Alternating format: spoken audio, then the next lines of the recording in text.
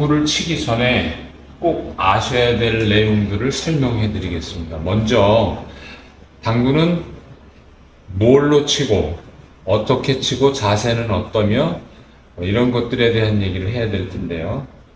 당연히 당구대에서 당구 큐로 치게 되겠죠. 아시겠지만, 당구 큐는 대략 140cm, 이 높이가 140cm, 길이의 제한은 룰상, 당구 규칙상 없습니다. 그러니까 아무리 긴 걸 가지고 쳐도 상관은 없지만 사람이 가장 다루기 좋은 크기인 140에서 150cm 이내의 큐로 보통을 치고, 필요한 경우 이제 포지션이 나오지 않기 때문에 멀리 있는 공을 칠 때 이렇게 익스텐션이라는 장비를 사용하게 됩니다. 그러면 좀 더 멀리 있는, 이렇게 돼 있는 공을 치고 싶을 때는 이 큐 가지고는 짧아서 나오질 않기 때문에 긴 익스텐션을 착용해서 이런 방식으로 치는 장비도 있다는 것을 상식적으로 그냥 알아만 두시고, 이런 익스텐션이라는 장비를 사용하지 않는 보통 일반의 큐에서는 보통의 경우 140cm 내외의 큐로 공을 치게 됩니다. 큐의 무게는 대략 500g에서 530g 정도가 표준이고요.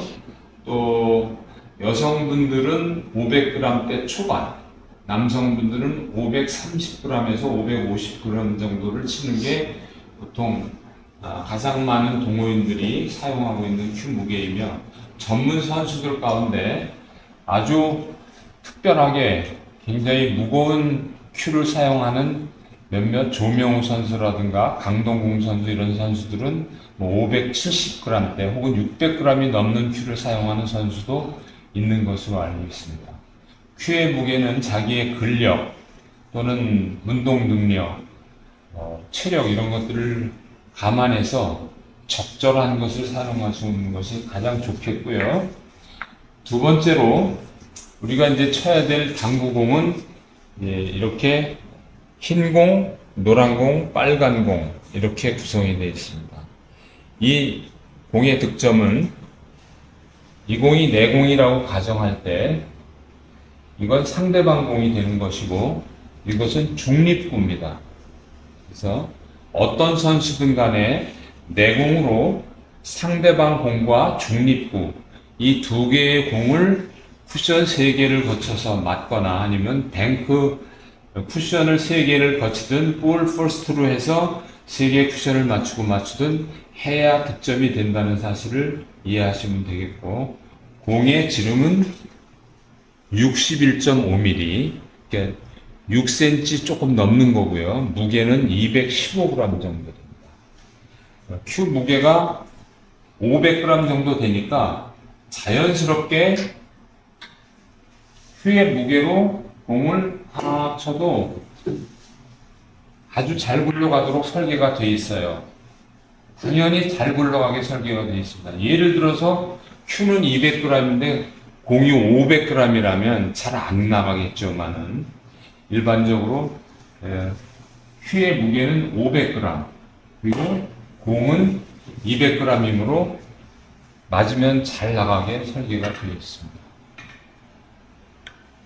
기본적으로 당구를 치기 위해서 알아야 될 용어들이 있는데, 그 용어들은 교재 책에 정리가 되어 있으니까 그걸 참고하시고 가능하면 단시간 내에 전부 암기를 하시는 게 좋겠고요. 기본 자세에 대해서 말씀을 드리겠습니다. 제일 먼저 공을 치기 위해서는 이렇게 공을 바라보고 서는 발의 위치를 스탠스라고 얘기를 하는데요. 공을 바라보고 큐를 공 뒤에 갖다 대서 공 중앙에 갖다 댄 상태로 내 큐와 공의 중심과 저 공의 중심이 일자로 만들어진, 즉 아주 조준선 정렬이 정확하게 됐었을 때 왼발을 큐와 평행하게 혹은 약간 오므려져도 상관이 없습니다만 이런 자세로 놓고 45도로 공을 향해서 이렇게 45도 정도, 30도에서 45도 정도로 비틀어서 서고, 왼손잡이는 당연히 이쪽으로 비틀어서 서게 되겠죠. 이렇게 서서 엎드리게 되면 내 큐가 몸의 중심과 딱 일치하게 됩니다. 그래서 가장 좋은 자세는 오른 발등 위로 큐가 지나가고 내 손날과 두 눈의 사이로 큐가 지나가는 것이 가장 좋습니다. 이게 스탠스, 즉 발의 위치를 잡는 것인데요. 보통 초보자들은 이렇게 왼쪽으로 쏠리는 스탠스를 하거나 아니면 좌우로 이렇게 넓게 잡아서 스탠스를 하는 경우가 많은데, 그것보다는 표준 스탠스를 찾아서 해야 공을 주준하기도 편하고 나중에 당구를 치는데 좋은 자세를 유지하게 될 겁니다.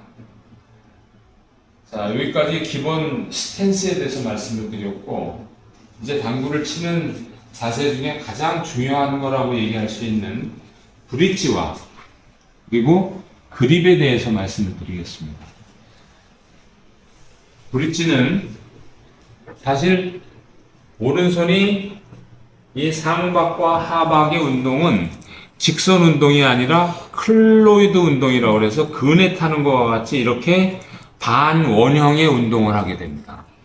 반원형의 운동을 하는 상박과 하박을 왼손의 브릿지가 제어해서 직선 운동으로 만들어줘야 되기 때문에, 이게 만일 앞에까지 이렇게 클로이드 운동을 하게 된다고 그러면 공의 타점이 굉장히 불안정해지게 되겠죠. 공의 타점을 안정되게 하는 것은 왼손의 역할입니다.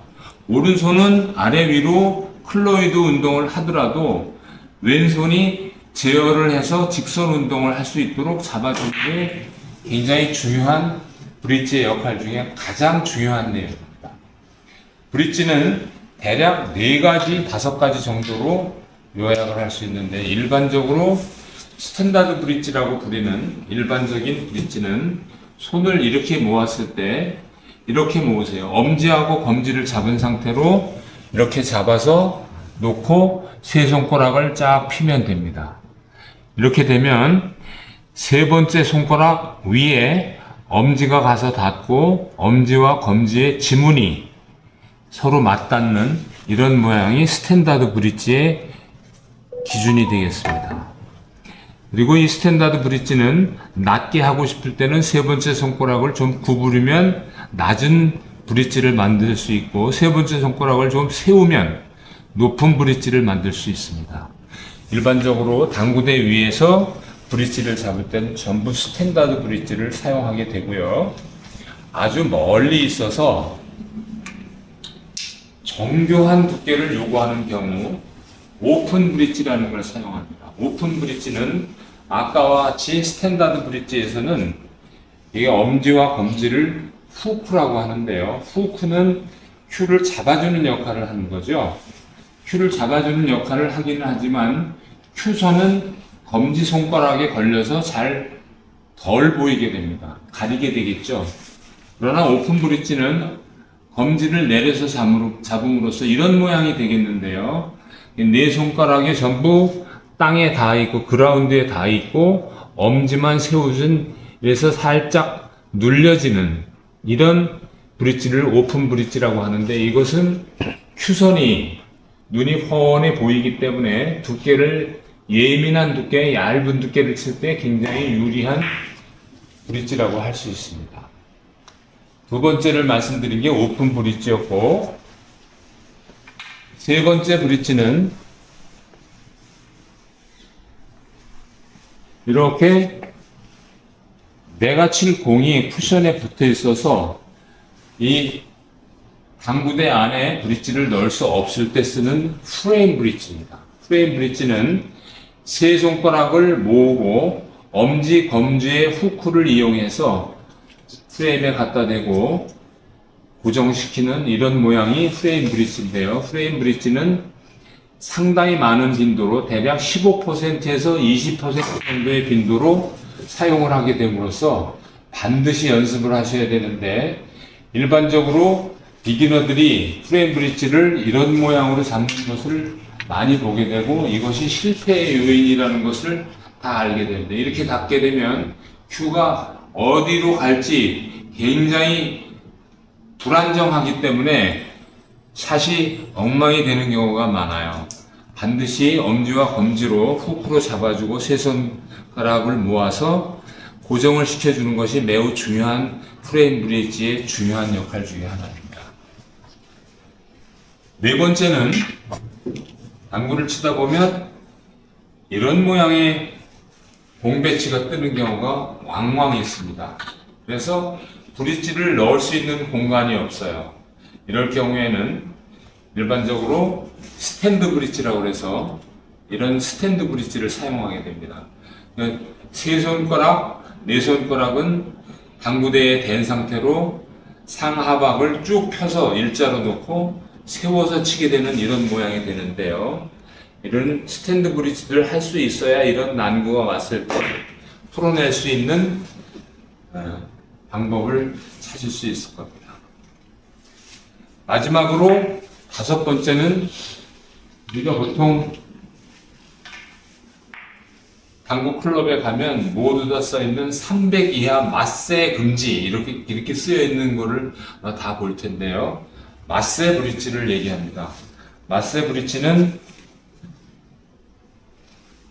이렇게 서 있는데 3쿠션을 만들어 내려면 도저히 방법이 없을 때 내가 이걸 맞세로 찍어치기라고 그러죠. 찍어쳐서 공을 맞고 여기 한번 맞은 다음에 다시 공이 이 쿠션에 맞고 휘어서 이렇게 들어오게 하고 싶다. 이럴 때 이제 맞세 브릿지를 쳐야 되는 경우가 생깁니다. 이렇게 치는 겁니다. 이제 세우게 되고 아래에서 보통 이렇게 당구대 수평으로 쳤다면 이건 수직으로 세워서 찍어가지고 친 뒤에 공의 움직임이 자연스럽게 곡선을 그리면서 들어가게 되겠죠. 이런 모양으로 이제 들어와야 될 텐데 완성이 되진 않았습니다만 이렇게 5가지 방법의 브릿지가 있다는 걸 아시고 맨 마지막 맞세 브릿지만 빼고 4가지 브릿지는 원활히 될 수 있도록 연습을 해 두시는 것이 매우 중요하겠습니다.